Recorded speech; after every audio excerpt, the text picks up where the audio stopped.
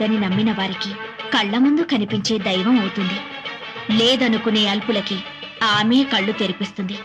నైవేద్యాన్ని ఆ అమ్మనే పిలిచి తినిపించాడు ఓ చిన్న పూజారి. ఓం శ్రీ కనకదుర్గా దేవి దత్తాత్రేయ, నేను ట్రస్టీ గారితో మాట్లాడొస్తాను. త్వరగా నైవేద్యం పెట్టేసి మేయర్ గారింటికి ప్రసాదం పట్టుకెళ్ళాలి. నేను వేద పాఠశాలకు వెళ్ళాలి, తొందరగా రండి. అవన్నీ తర్వాత, అమ్మవారికి నైవేద్యం పెట్టాకే వెళ్ళు. నేను ట్రస్టీ గారితో ప్లేట్ల కలెక్షన్ గురించి మాట్లాడి వెంటనే వచ్చేస్తాను. ఎక్కువ మంత్రాలు చదవకుండా త్వరగా కానీ పులిహోర పైన ఉన్న జీడిపప్పు కదలకుండా నైవేద్యం పెట్టు. తినమ్మా తిను. నేను వేద పాఠశాలకు వెళ్ళాలి. ఆలస్యం అయితే మాస్టర్ గారు కొడతారు. తినమ్మా తిను. మా అమ్మవు కదా, తొందరగా రా అమ్మా. త్వరగా వచ్చి తినకపోతే నేను ఇవాళంతా భోజనం చేయను.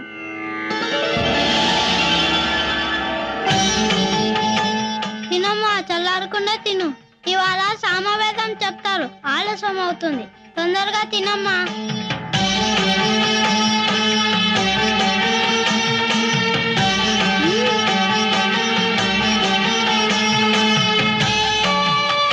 బాగుందా?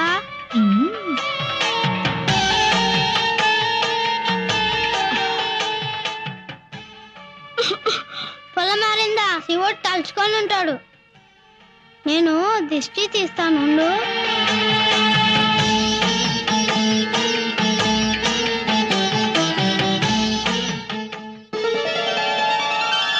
ఆలస్యం అయిపోతుంది, అవతల ప్రసాదం తీసుకెళ్ళాలి. ప్రసాదం ఎదురా? దుర్గమ్మ తినేసింది. విగ్రహం ప్రసాదం తింటమేంట్రా? నిజంగానే అరిగించింది. నువ్వు తినేసి అమ్మవారి మీదకి నెట్టేస్తున్నావా? దౌర్భాగ్యం! ఏంటమ్మా అలా నవ్వుతూ చూస్తున్నావు? కొడుతుంటే తిన్నానని చెప్పు. నువ్వు నెక్కేసి బొమ్మనేంట్రా సాక్ష్యానికి పిలుస్తున్నావు? మాట్లాడవే. తిన్నానని చెప్పు. తిన్నానని చెప్పు. నేను తినేసా అంటున్నారు, నువ్వు తిన్నావని చెప్పు. నువ్వు వచ్చి చెప్పకపోతే నేను వేరే మానేసి జంజం తీసేస్తాను. చెప్పు. ఒరేయ్, కమ్మని పులిహోర పెట్టి చెయ్యి కడగడం మర్చిపోయావేరా?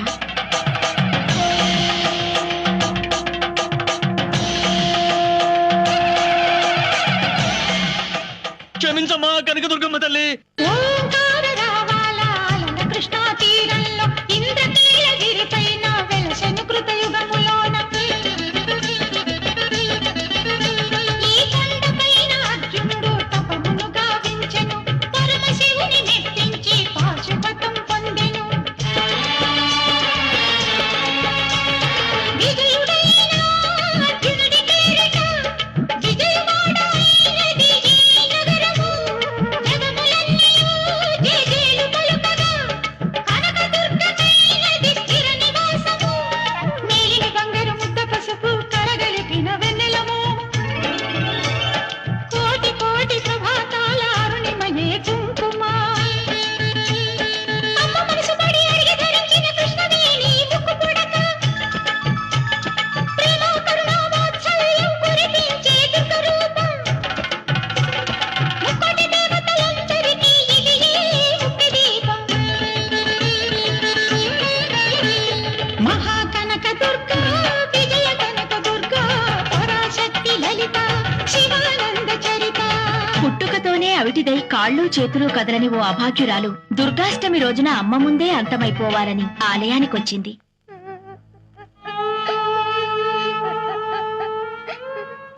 అమ్మా, నేను చచ్చిపోవాలి. నాకు బతకాలని లేదు. చచ్చిపోవాలి, నేను చచ్చిపోవాలి.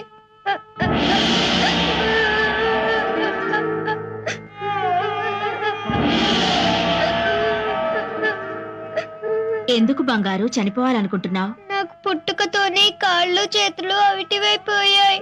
పిల్లలందరూ ఆడుకుంటుంటే నన్ను చూసి నాకే ఏడుపు వస్తుంది. రాత్రి కలలో ఓ స్వామి కనపడి, నువ్వు కనకదుర్గమ్మకి నీ చేతులతో పసుపు కుంకుమలతో అభిషేకం చేస్తే నీ కాళ్ళు చేతులు వస్తాయని చెప్పాడు. రెండు చేతులు కదలని దాన్ని నా చేతులతో నీకు అభిషేకం ఎలా చేయను?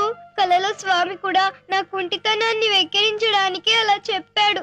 నీ ముందే చచ్చిపోతే వచ్చే జన్మలోనైనా ఈ అవిటితనం రాదని నీ పాదాల దగ్గర ప్రాణాలు వదిలేద్దామని వచ్చాను. నన్ను నమ్ముకున్న నా వాళ్ళని నేను చావనివ్వను. కాళ్ళు చేతులు లేని ఈ బతుకు బతకాలని లేదు. నీ అవిటితనం పోతుందిలే. ఎలా పోతుంది? రెండు చేతులు లేని దాన్ని ఈ జన్మలో నా చేతులతో నీకు పసుపు కుంకుమలతో అభిషేకం ఎలా చేయగలను? 2 చేతులు కాదు, నా 8 చేతులు నీకిస్తాను. లే, అభిషేకం చెయ్యి. లే.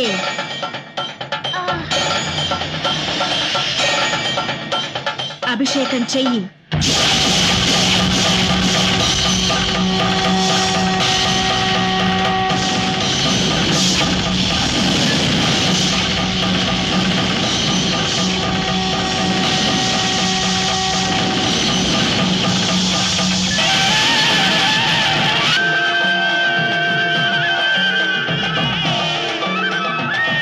దేవీ నవరాత్రులలో వేద మంత్ర పూజలలో స్వర్ణ కవచమును దాల్చిన కనక దుర్గాదేవి